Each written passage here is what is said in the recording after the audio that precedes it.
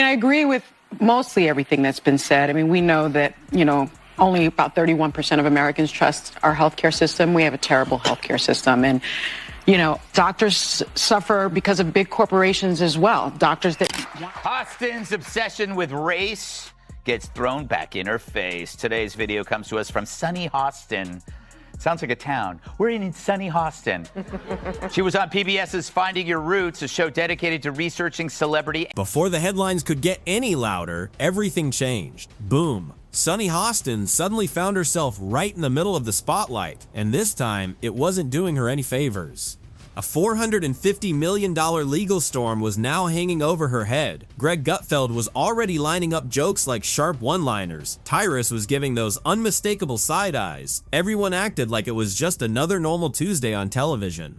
But what really happened? Who set everything in motion? And why did the lawyers seem so confident? Stay with us, because this story takes one unexpected turn after another, gets even stranger, and ends up far messier than anyone saw coming. I thought it was interesting that the framing was a room of black Republicans. Where are they? Where are they? Because if you look at the stats, 81% of black men are part of the... She's full of all the cops are just in a group sitting around drinking coffee. Hey, police, this is my kid. You see him running around, you leave him alone or you got to deal with me. And they're like, oh, it's Sonny. Yes, ma'am. And then the one cop was like, nah. And they're like, put it away, put the baton away. Before we get into the story, take a second to hit that like button and subscribe, because you definitely won't want to miss what happens next. The moment that huge number came out, everything else faded into the background. A number that big doesn't quietly show up. It bursts through the door and grabs everyone's attention. A $450 million legal battle has a way of changing priorities, expressions, and people's confidence all in one moment. For context, Sunny is a staunch supporter of reparations and has made a fortune spewing nonsense about white privilege and racial justice. Well, turns out she's not as oppressed as she claims she is. She's actually the descendant of slave owners from Europe. Here's how she took the news. Roll it. Wow. I'm a little bit in shock. I just always thought of myself as Puerto Rican, half Puerto Rican. I didn't think I was... My family was originally from Spain, and suddenly, Sunny's carefully built image of moral confidence looked less like solid ground and more like a glass house, standing right in the middle of a powerful storm. The situation didn't unfold quietly or gently, because nothing involving that kind of money ever stays calm for very long. She is feeling guilty about being a successful black lady who lives with white people, so she has to play. Hold on. Yeah. Successful slave-owning black woman. Get it right. Yeah, slave-owning. Her ancestors owned slaves. So she has to play up this, like, I am a target of oppression, so she can remain on a credentialed level with other blacks. No, stop it, Greg. She was lying through her teeth. Greg wasn't buying it. He said she was lying through her teeth. Then Greg and Tyrus reacted with all the subtlety of a marching band. Greg and into a quiet room. What made the whole situation so impossible to ignore wasn't just the massive legal battle. I guess it's a fact of life that this is how some people made their living, on the backs of others. Fact of life. Interesting change of tune. For more, we go to our chief Sunny Hostin correspondent for a reaction. Where she lives. Okay, but also, look, I'm not a little black boy, all right? So can't speak for that, but speaking for myself. For years, Sunny presented herself as the voice of reason, the legal expert who could break down arguments with calm confidence and a strong sense of certainty. But legal trouble on this scale doesn't care about TV personalities or carefully prepared speeches. It has a way of reminding everyone that actions can have consequences, whether they expect them or not. Greg, never one to let irony slip away, treated the whole situation like an early gift, because seeing a legal expert caught in a major legal battle is exactly the kind of twist comedy writers dream about. His commentary didn't need dramatic quotes or over-the-top reenactments to make the point. Tyrus, meanwhile, approached it like someone who saw the whole story less as a legal dispute and more as a lesson hiding inside a public spectacle.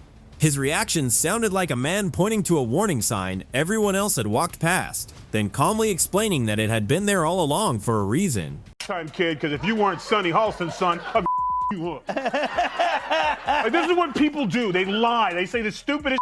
This is like people who name drop someone like, yo, I was in the room with Enrico Palazzo and I taught him how to sing, and they just say Yeah. She say cops. Just a group of cops, just a little herd of policemen just walk around a white neighborhood looking for people like me. Yeah. What is her name? I mean, come on, Kat. Her neighborhood is like, you know where. The mix of Tyrus's straight-to-the-point style and Greg's sharp sarcasm made the segment feel less like a debate and more like a public breakdown of credibility, where every new detail raised another uncomfortable question about how someone so confident ended up in this position. The real humor, though, didn't come from the jokes alone. It came from watching so much certainty disappear right in front of everyone. Sunny's public image has always been built around the idea that she knows more, spots legal details others overlook, and bases her opinions on experience instead of emotion. This wasn't just about paying money or ending a legal fight. It was about the image of being above criticism, starting to fall apart under the same level of scrutiny given to everyone else. The commentary showed how quickly the moral high ground can disappear once legal problems take over, and how confidence without careful judgment can become a very costly mistake. Women, white women in particular. About time. Right, Sonny? I think that women, white women in particular, want to protect the patriarchy here because it's to their benefit. Yeah. They want to make sure that their husbands do well. They want to make sure that their sons do well. They want to make sure that their children do well. And they want to make sure that they do well. Most of the women in some of these studies are married white women, and they do fall in line with what their husbands are doing, how their husbands are voting. Take that, people who say she's racist. The shift between the jokes and the analysis felt smooth because the story naturally moved from one moment to the next. The laughs weren't random or cheap. They came from a simple truth that many public figures sometimes forget. The same rules still apply to them, even after spending years explaining those rules to everyone else. What made this segment so interesting was that it didn't treat the story like a quick gotcha moment. Instead, it played out like a slow realization that the standards people set for others often find their way back around. Sunny's past confidence became the perfect backdrop, making everything happening now feel almost like a scene from a movie because the contrast was hard to miss. Seeing someone who once spoke with complete confidence now connected to a legal controversy of this size created the kind of tension that comedy loves, and both commentators made the most of it with perfect timing. They were blackmailed into hiring these DEI directors and producers. So it wasn't they were telling them what they needed to do because they had, a million fake bots on X telling them that they were relevant, and they made these movies that nobody would watch. So it's really, they're gonna have to stop hiring people based off of their sexual orientation and how they look. As the discussion went on, the focus shifted to one simple idea. Expertise isn't a shield, it's a responsibility. And that responsibility becomes even greater when millions of dollars are on the line. The jokes worked because they stayed connected to that point, instead of feeling random. Every sarcastic comment came back to the same irony, that someone known for legal confidence was now caught in legal uncertainty. The conversation flowed naturally, with each point building on the last instead of turning into a scattered roast. The story moved from surprise to irony and then to reflection. It's easy to see why stories like this grab people's attention. They remind us how quickly confidence can collide with consequences. The $450 million figure hung over the entire discussion, keeping the stakes clear without needing to be repeated. I make fun of The View a lot, but that's only because they keep talking. Those hens are always clucking. They get to say stupid stuff for an hour every day, and then I get to say stupid stuff for an hour every day, except on purpose. But every now and then, one of those dingbats inadvertently says something that reveals modern liberal thought so perfectly, it deserves further study. Like a weird serpent that washed up on the beach and you want to poke it. As the segment continued, the conversation expanded to the bigger media culture that often rewards certainty and leaves little room for doubt. Sunny's situation became an example of what can happen when that confidence runs into reality. and the humor grew stronger as the picture became clear. Greg's jokes pointed out how fast applause can fade once legal documents are placed talking points, while Tyrus reminded viewers that reality doesn't bend for anyone's reputation. The commentary worked because it didn't need over-the-top exaggeration. The situation already spoke for itself, and the humor simply highlighted what was already there. The laughs came not from cruelty, but from recognizing a pattern people have seen before, even if the numbers are usually far smaller. It's not even that. In The View, you don't need to find Trumpers. You need to fire your race baiters. Yeah. You need to fire the two races. You've had people. You had a McCain on there. You've had people on there before, and you ran them off. So the racist ones who want to stick to this, Whoopi and Sonny, and the, was it Bette Midler? What's her name? Yeah, broke-ass Bette Midler. Fire them and bring people in. Maybe you could get McCain. As the segment moved deeper into the story, the tone stayed entertaining while still making viewers think. Greg's humor worked like a sharp tool instead of a heavy hammer, cutting through the situation without going over the top. Tyrus kept the discussion grounded with a simple reminder that no amount of TV confidence can change legal reality. The irony became clearer with every point, reinforcing the idea that expertise doesn't make anyone untouchable. Sonny's past confidence lingered in the background, making the contrast even harder to ignore. Each transition felt smooth, leading viewers through a story that was both entertaining and revealing. The $450 million figure remained at the center, giving every joke and observation real weight. Remember all the small businesses that went under? All the children scarred psychologically and emotionally because they couldn't socialize with each other? It broke up marriages and ruined what I had with Taylor Swift. Well, never mind all that stuff because COVID also taught Sunny Hostin how to get her groceries delivered. Yeah, I know, amazing. But that means it's time for... Living your life and you're feeling low. You don't know what is true. You don't know what's true. So you quick flip through the channels to watch Sunny on the... As the conversation reached its final stages, the focus shifted from laughter to the bigger lessons behind the story. The humor became more measured, making room for the reminder that public figures also have limits to what their public image can protect. Greg and Tyrus didn't act like judges. They simply commented on the gap between image and reality, which kept the discussion easy to follow. The final moments turned to the bigger question of media credibility, suggesting that audiences are growing more skeptical of absolute certainty. Sunny's situation became an example of why that skepticism exists, while the humor supported the message without overdoing it. The story wrapped up naturally, ending with a simple reminder that reality has a way of interrupting even the most confident narratives. A Republican, but every show and every break, she was nearly in tears because she was being attacked. So the problem is that you have to go after the racist people. And if the CEO goes, you know what, I'm not going to allow a woman on my show or man that will go after white America and talk about them like dogs. That doesn't represent our ideals or values for anyone.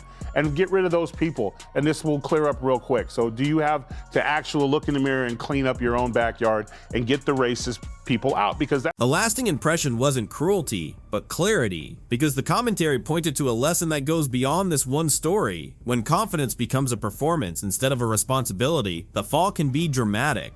Greg and Tyrus didn't need to exaggerate anything because the situation already spoke for itself, and their humor simply highlighted that reality. In the end, the story stayed engaging by blending irony, personality, and high stakes into one clear narrative. The conversation moved smoothly from surprise to laughter and then to reflection, making everything feel connected. The $450 million figure became more than just a number. It turned into a symbol of how quickly confidence can be tested when reality steps in. By the end, the story left viewers with more than jokes. It offered a reminder that actions have consequences, no matter who you are. Yet that she's also sexist. Maybe it hasn't occurred to her that people with similar opinions get married sometimes. But maybe she got that opinion about white ladies getting their opinions from their husbands from her husband, which is why she hasn't called him a bigot, right? The bottom line, she managed to take a general observation that spouses of any stripe stick together and make it only about whites. And why? Because what else does she have? Nothing. She's not funny or smart or interesting, but she's an expert in calling people racist, so congrats. As the conversation continued, the bigger picture became harder to ignore. Moments like this don't happen in isolation, especially when they involve public figures known for confidence and strong opinions. The legal situation didn't just raise questions about Sunny's public image, it also challenged the kind of certainty often seen on television. Greg and Tyrus treated it less like a shocking scandal and more like the result of letting confidence replace caution. Their humor worked because it focused on the irony instead of personal attacks. Watching the story shift from opinions to legal documents made the situation even more compelling. The $450 million figure stayed in the background as a reminder that legal matters don't disappear when the cameras stop rolling, and Gutfeld suggested this story was likely far from over. Somebody didn't read the script before they went out on the show. Oh, she was so bad that she made the view quiet. Yeah. The camera was panning for someone to say something. Yeah. And I think old Dylan jumped in and was like, yeah. I mean, that's all they had. I just would like to pull Dylan out and throw him out, and then, metaphorically, and put Rachel Dolezal in there. Yes. Let's put her in there, and then let's say she does jobs as a black woman better. Tyrus grounded the discussion by reminding viewers that no amount of TV confidence changes the importance of accountability. His comments reflected the growing frustration many people feel with bold claims that don't hold up under scrutiny. The humor remained throughout, but it also encouraged viewers to think about why these kinds of turnarounds feel both surprising and predictable. As the segment continued, the focus widened beyond Sunny, suggesting that the story reflected a media culture that often rewards confidence over caution. In the end, it became less about one person and more about the bigger issues of credibility and consequences. So, Sunny, I bet you haven't been in a supermarket since COVID for about 3 years. I haven't been in a supermarket since COVID. For about 3 years, that's when I discovered Instacart, and I give them a big tip because they don't always pay their people well, and it's so that's been an issue I think for the company. But man, you can get toiletries, you can get fire logs. You know those big bounty towels you don't want to carry. Those from Costco. Somebody else those. Fire logs? She had to tell the audience that she tips big because even she knows she sounds insufferable. Greg's sharp humor kept the conversation moving, while Tyrus's calm approach kept it grounded. By the end, the discussion found a balance between comedy and reality, recognizing that the story would continue long after the jokes were over. The $450 million figure became more than just a headline. It turned into a symbol of how quickly confidence can be tested. The main lesson was simple. When public figures mistake image for lasting authority, reality has a way of stepping in. Greg and Tyrus didn't have to create the drama because the situation already provided it. The story stayed with viewers because it felt unfinished, reminding everyone that accountability often unfolds over time, no matter a person's reputation.